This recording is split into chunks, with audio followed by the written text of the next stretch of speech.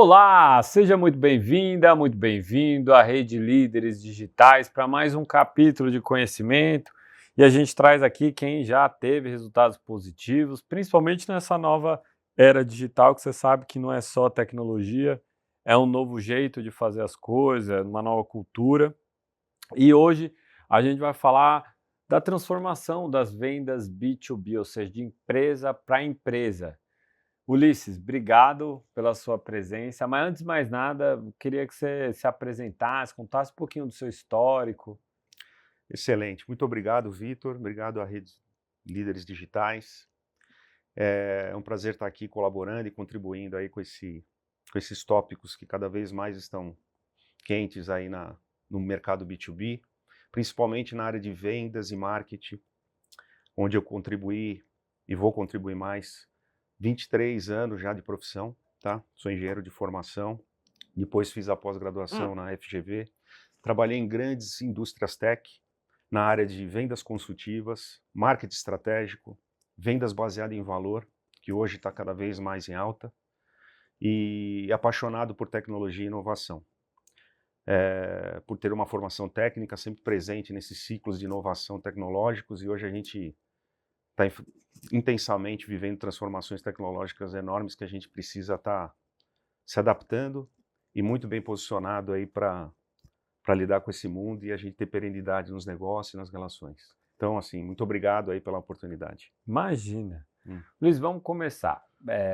Que é a venda de empresa para empresa, né? sim. E aí vamos fazer um link com tecnologia.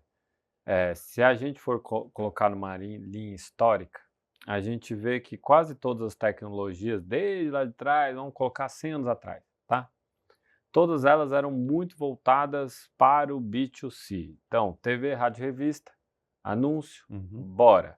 Agora, Meta, Google, enfim, redes sociais de maneira geral, B2C. Você bota um dinheiro, vai lá, anuncia, traz um interessado para comprar. O B2B nunca teve de verdade uma tecnologia assim que, ó, putz, agora melhorou de uma maneira significativa o processo de venda de empresa para empresa. O que você acha que existe nesse novo processo de venda de um serviço ou um produto de uma empresa para uma outra empresa? Não, excelente. A gente não pode, a gente teve mudanças significativas desde a época da revolução da informação, que foi com a bolha da internet, onde a gente teve aí um acesso muito grande às tecnologias para se comunicar e para gerar uma internet que não é uma internet só de informação, uma internet de valor, de transação de valor entre as empresas, né? É, embora a gente tenha tido esse crescimento muito forte aí das tecnologias, a venda presencial e as relações pessoais, elas ainda continuam sendo mandatórias e muito importantes, tá, Vitor? Principalmente quando você hoje não toma a decisão de uma tecnologia ou de um serviço só em determinado departamento da organização. Ou seja, a organização, ela, na verdade, ela quer que ela vai dar atenção à sua venda, ao que você vai poder propor, só especificamente se você adiciona valor a algum processo, adiciona valor a algum negócio que a empresa está querendo no seu planejamento estratégico. Então, essa venda, esse processo de venda dentro das organizações, né, todo mundo fala em vendas consultivas, são várias metodologias de vendas para o B2B que nasceram nos primórdios de 1980 e cada vez mais foi sofisticando. Hoje a gente tem o Challenge Selling, que é uma das últimas, que desafia o cliente, pô, você precisa disso, sem ele antes ver que precisa, e outras anteriores. Então a gente vê que a venda pessoal e o mapeamento do que você precisa oferecer, baseado nas necessidades de negócio, é fundamental. E o negócio hoje está integrado dentro das organizações. Não é só a tecnologia da informação, não é só o ambiente operacional, não é só o ambiente financeiro, o ambiente mercadológico. Isso está tudo integrado, principalmente com o advento do ecossistema e dos negócios que são todos interdependentes. Então, você poder fazer esse discovery para depois propor a sua solução, isso é fundamental para adicionar valor e você poder ter continuidade na relação com o cliente a longo prazo. Tem uma questão, eu concordo muito com você, né, Uhum. nesse processo de descoberta, né, que é o tempo que o indivíduo tem para se dedicar a um processo de descoberta dessa, sim. Co E aí eu Uhum. falo por mim, né, assim, pra tentar pegar um exemplo, eu acho que todo mundo acho que passa por isso em menor ou maior grau, que é alguém tentando vender alguma coisa para você, mandando uma mensagem no LinkedIn Sim. ou alguma outra rede social, ou o próprio e-mail, por exemplo. Eh, Hoje, se eu olhar, acho que pelo menos 40%, 50% dos nossos e-mails a gente nem abre, já só bate o olho lá, ó, estão querendo me vender. LinkedIn, mesma coisa, o cara quer me vender. Talvez até se eu tivesse um pouquinho mais de tempo, eu ia ler lá, leria lá, Uhum. falo: "Pô, me interessa, verdade, olha, acho que eu vou dar uma oportunidade". Que é como pegar, atrair essa atenção da pessoa para um processo desse. É. O exemplo que você deu é muito ligado à pessoa, né, então, como eu falei, essa omnicanalidade das empresas ficar usando e-mail, com cold call, rede social para poder atrair o consumidor. No caso do B2B, a gente tem um resultado não tão grande, não tão em escala, né. Eh, a maneira de você colocar tempo realmente tem 2 aspectos muito grandes. Primeiro, métricas financeiras. Você precisa gerar atenção no cliente mostrando que você está preocupado com 4 variáveis importantes. A primeira, redução de custo, todo mundo fala disso, para poder gerar eficiência operacional.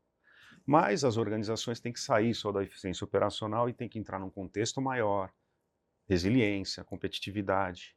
Então você vê assim, poxa, então não é só redução de custo que aparece claramente, né, de forma tangível. Eu tenho que propor soluções que evita custos futuros. Ou seja, se não tomar a decisão de você ir por esse caminho, você vai ter custos grandes. Então isso já é uma variável indireta que entra muito bem se você poder despertar isso. E do ponto de vista de receita, novos fluxos de receita são soluções de negócio que promovem novos caminhos para as organizações, fluxos de receitas novos. E aí por isso que as empresas hoje estão cross-indústria, e você tem várias entidades, operação financeira dentro de empresas de varejo, e essa troca, né, de você atuar na jornada do cliente, não só no segmento core que você fez historicamente. Isso é uma coisa que está cada vez maior, né, que as empresas estão cada vez mais cross-indústria. E é aumento de receita, e a proteção da receita atual. Ou seja, mesmo você querendo cuidar, né, do que muitos gurus aí falam de motor 2, você tem que proteger a receita atual. E a proteger a receita atual, às vezes, é mais difícil do que gerar novas receitas. Então, você precisa criar essas métricas financeiras, diretas e indiretas, para poder fazer com que você está resolvendo um problema de negócio do cliente. E através, a tecnologia vai entrar no terceiro, quarto capítulo, entendeu? Porque você precisa realmente gerar essa atração com o cliente. E outra coisa muito importante, que é por mais que as empresas estão atuando em vários segmentos de mercado, você precisa ter uma verticalização e estudar aquela indústria. Se você estudar aquela indústria e virar um designer daquela indústria, e esse é um trabalho que muitos provedores e prestadores de serviço precisam muito atrás ainda, né? Que acostumou sempre vender produto e primeiro pensar no produto e etc. Estudar a indústria financeira, ver quais são os aspectos regulatórios, estudar a indústria de varejo, como é que está sendo essa sazonalidade do Black Friday. Ou seja, são indústrias diferentes e quanto mais skills você consegue naquela indústria, mais você consegue criar um vínculo, um LTV maior, B2B, etc. Né? Porque aí você vai co-criando com o cliente, não só os aspectos de melhoria da organização, mas os próprios negócios do cliente final. E eu acho É, que esse processo também de mudança casa muito também com a mudança do profissional de tecnologia. Vamos pegar a tecnologia como exemplo, né? sim, Embora o B2B ele pode servir para qualquer outra área, né? O RH e- contrata empresa, outra jurídico contrata empresa, um monte de outros departamentos contratam empresas, né? Mas esse profissional de tecnologia no passado era uma pizzaria, né? Ele era um pizzaiolo, era tirador de pedido. Era assim, ó, bom, eu sim, ah, quero um sistema, vai, vamos colocar de maneira bem blasé. isso. Eu quero um sistema. Ah, você quer, CEO? Tá bom. Ele ia atrás, entregava a pizza de mussarela. Ah, agora eu preciso de tal coisa. Ia lá, buscar no mercado, trazia. Para uma mudança significativa onde essas novas tecnologias ganham centralidade para o negócio. E quando ela ganha centralidade para o negócio, aí entra o que você falou, que é o profissional de tecnologia saber de negócio. Isso. E isso muda para o vendedor também. Porque se o vendedor é só vendedor, ele não vai conseguir trocar informação, trocar pensamento com quem tem a caneta na mão, que Exatamente. agora tem esse outro perfil. Tanto é que grandes empresas como Oracle, AWS, você pode ver as nomenclaturas Computer Engineer, aí o Sales é a terceira, quarta palavra do cargo dele. Por quê? Porque primeiro vem, eu sou isso, por acaso sou Sales. Isso. Então, na prática pegar um cara técnico e transformar ele em Sales e não tentar explicar o técnico pro cara de venda. O que você acha? Essa tendência aconteceu muito nos últimos 10 anos. Um grande case foi a Microsoft. Você comentou sobre as Big Techs. A Azure fez uma mudança muito grande, colocando a centralidade do profissional que conhece de tecnologia para poder falar sobre negócio com os clientes e deixando, claro, a figura de vendas junto, mas protagonizando, né, o profissional, o arquiteto, e não só arquiteto tecnológico, o arquiteto que pode trabalhar com a arquitetura de como vai funcionar a arquitetura moderna daquela organização. E aí a Microsoft fez uma virada muito grande de modelo de negócio, fazendo com que o principal negócio hoje é a nuvem, né, não mais produtos. E outras empresas entraram, esse é um grande case para ser replicado, outras empresas fez isso. E não só muda o seu interlocutor dentro do cliente, mas você tem que ter uma visão mais abrangente de quais são os stakeholders. E aí é bonito falar, mas a gente não pode ficar só nessa página. O que é o stakeholder dentro de um processo de decisão de vendas? São os que são afetados ou que afeta aquele processo que você está se relacionando. Ou é afetado ou afeta. Você tem que mapear tudo isso, porque num projeto de um bom ticket ou um contrato que você quer estratégico junto com o cliente, você vai precisar de uns 4, 5 yes, né?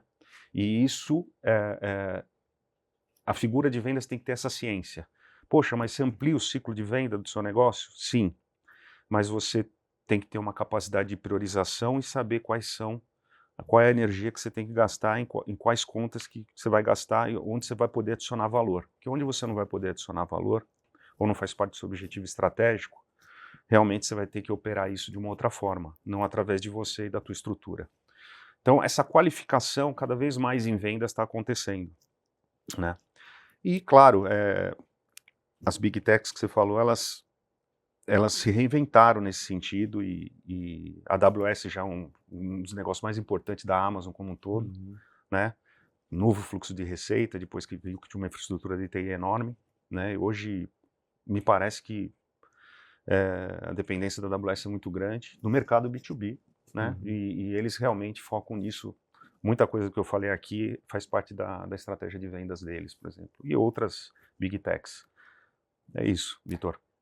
E o quanto que nas empresas de décadas anteriores que formavam o próximo CEO dentro da área de finanças, ou seja, de corte, eficiência, controle, corte, eficiência. Sim. No Brasil ainda é isso? Isso. Lá fora, né, que às vezes demora para chegar, mas a gente já tem aqui a nossa bolha de muitas empresas já nesse pensamento. Lá fora, está ao contrário. É o profissional de tecnologia que ele é formado para se tornar CEO. Esse seu aspecto é muito, muito interessante. Inclusive tem cursos agora de CIO para poder criar uma jornada para CEO. Isso não se falava 5 anos atrás. Porque a tecnologia virou um eixo de competitividade das empresas mais importante que o eixo financeiro. Ou seja, às vezes você tem poder financeiro, tem um grande fluxo de caixa, só que se você não souber lidar com a adoção da tecnologia da sua empresa, você pode perder mercado e não ter continuidade, não ter competitividade a longo prazo. Então a tecnologia, como você citou, e eu vou repetir, como core hoje das empresas, é fundamental. Não só como habilitador de algumas coisas. Uhum. Eu acho que essa conscientização que você mencionou, de o profissional que vai liderar uma empresa como CEO ter um background de tecnologia, ela vai se massificar agora com o advento da IA, né? Porque a IA está vindo como um tsunami, né? Como veio a internet, veio outras ondas tecnológicas, mas com benefício não tech. É um benefício, na verdade, não é uma tecnologia, não é uma plataforma, é um meio de transformação novo que está vindo muito ágil, diferente das anteriores, está vindo uma velocidade maior. E isso está impactando formas de trabalho, tomada de decisão, você poder ser mais flexível, adaptável às mudanças, a IA vai permitir isso. E isso acho que vai dar uma conotação maior aí dentro dessa conscientização, onde você tem que tecnologia, eu preciso entender mesmo sendo profissional de marketing, profissional de finanças ou um executivo de empresa, né, multidisciplinar, a tecnologia tem que estar junto. E aí a tecnologia no nível da arquitetura, dos impactos, dos benefícios, né, você não precisa codificar, porém você tem que ter uma visão ampla do que está acontecendo o tempo todo, né. E aí a gente entra na cultura de aprendizado, né, que todo mundo tem que aprender para se reinventar, e é a cultura de aprendizado que gera inovação, e assim vai, né. É. É, E é isso, assim, é, esses ciclos de novas techs tá cada vez mais curto, e aí a gente vê muita empresa se perder nesse meio do caminho, porque vai tentando abraçar todas elas, sim. todos os discursos. Então, por exemplo, o discurso do Omnichannel. Uhum. Aí quando a gente vai refletir, vamos ver. Vamos ver se o Mercado Livre é Omnichannel mesmo. Deixa eu tentar fazer um pedido no WhatsApp. Deixa eu tentar ser atendido do meu produto, serviço no Instagram deles. Omnichannel, o que de fato, sim, se pegar dentro dessa, se perder no meio dessas ondas dos discursos, Sim, é muito fácil. O varejo está há anos nesse discurso do Omnichannel. isso. Aí você pega o discurso do app que a gente passou. Preciso ter um app. Teve essa fase. Todo mundo correndo para ter app. Meu, a maioria não deu em nada, porque, pô, quantos apps a gente consegue utilizar no nosso dia a dia? No máximo, sei lá, eu abro uns 6, vai, 7, mas tem instalado devo ter instalado uns 100, 150, entende? É fácil se perder se você não tem a direção correta. Então, por exemplo, IA, o que eu estou vendo, muita gente até utilizando a IA da maneira correta, mas sem as cautelas devidas, né? Então, Ótimo. assim, ele abriu lá o chat GPT, vamos pensar que o RH tinha 10 mil currículos para analisar, subiu 10 mil currículos no GPT, padronizou os Uhum. tópicos lá para classificar os currículos e pediu, me vê os 5 melhores. Bum, Bom. ele deu os 5 melhores. Bom, teve um ganho de tempo? Teve, ou seja, então teve um ganho também de recurso financeiro. Tá, mas está botando esse dado aonde? Numa empresa terceira, fora do seu ambiente? Será mesmo? Que cautela é essa de cibersegurança? Como, entende?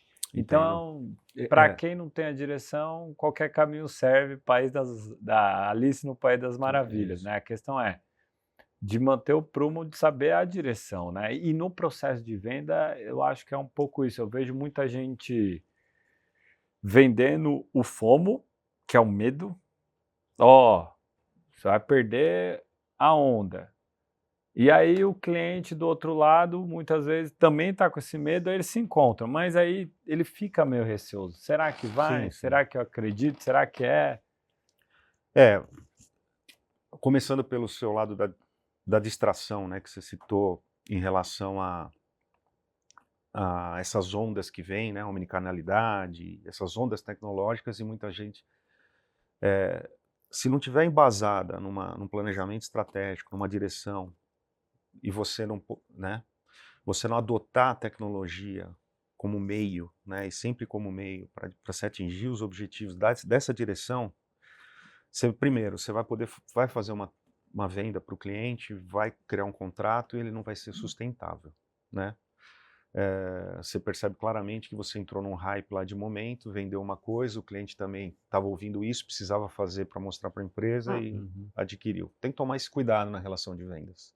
Relação de vendas a cultura de confiança na relação de vendas é muito importante, né?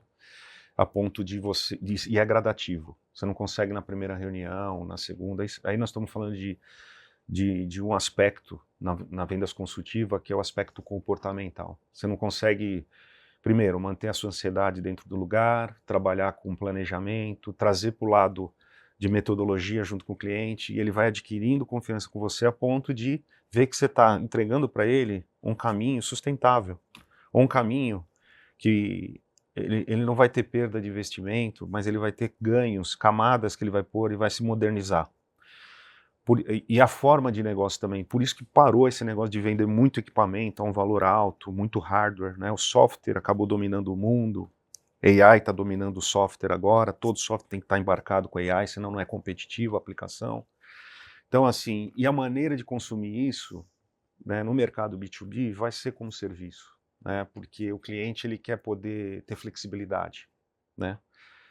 Ele quer poder crescer, diminuir, e então os modelos de negócio estão sendo cada vez mais aderentes a isso. Existe uma dificuldade lá, de atender todo o desejo do cliente, né, sempre. Se o cliente pedir, se você não dá ouvidos ao cliente, você está morto. Se você dá ouvidos 100% para o cliente, você também está morto. A negociação envolve ambas as partes, né? Então eu vejo isso, né?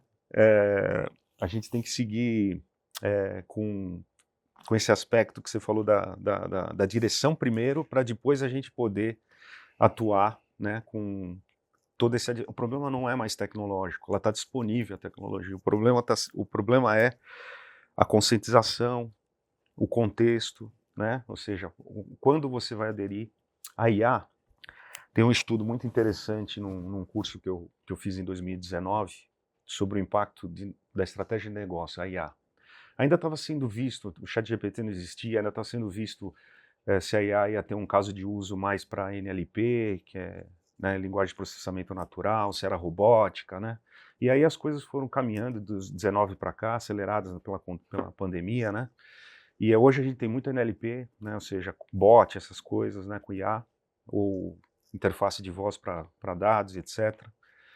E visão computacional, e uma das coisas que foi falada é o seguinte: qual é o papel da IA no teu processo de negócio?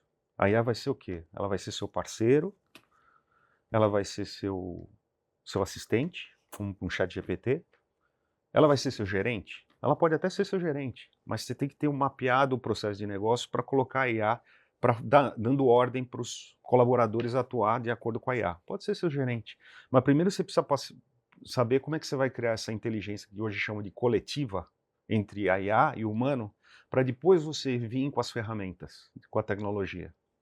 Esse é um aspecto muito interessante que tira um pouco essa ansiedade desse hype, e você trabalha muito qual é a finalidade do negócio para depois aderir a uma solução de inteligência artificial.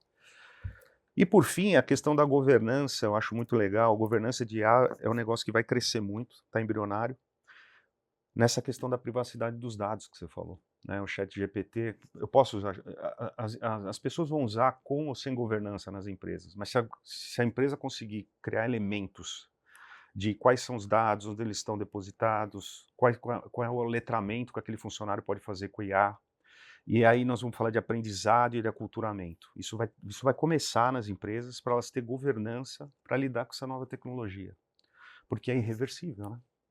É um mar de oportunidades. Se Isso, perder é fácil, por isso que precisa ter isso. os elementos, as pessoas corretas, né, para guiar essa direção toda aí, porque, putz, a gente não tem empresa que não conseguiu nem digitalizar a caderneta do seu Manuel da padaria, que Sim, anotava nome por nome de quem tinha pedido fiado, ou seja, criar uma base de dados, quiçá né, implementar uma IA para eliminar o dashboard, que nem o dashboard ele tem, né, que é o mapeamento dos dados, né. Ulisses, obrigado. Como é que as pessoas te encontram? Como é que faz para entrar em contato com você? Excelente. Eu tô no LinkedIn, Ulisses Pimentel, como um grande advisor aí da rede de leads digitais, profissional de vendas, atuando aí numa grande integradora de nuvem no mercado aí global. E no Instagram, ulisses.pimentel15, e super real time com vocês. Como um profissional de vendas, aí a gente não deixa de dar retorno, a gente está interagindo massivamente aí com a comunidade. Muito obrigado. Boa. E você que ficou até aqui, muito obrigado. Não deixe de acessar o site lá, a gente sobe todos os conteúdos realizados por todos esses atores aí, para tentar dar um norte aí em tudo que a gente está vendo, observando e realizando no nosso dia a dia, tá bom? Até o próximo, valeu!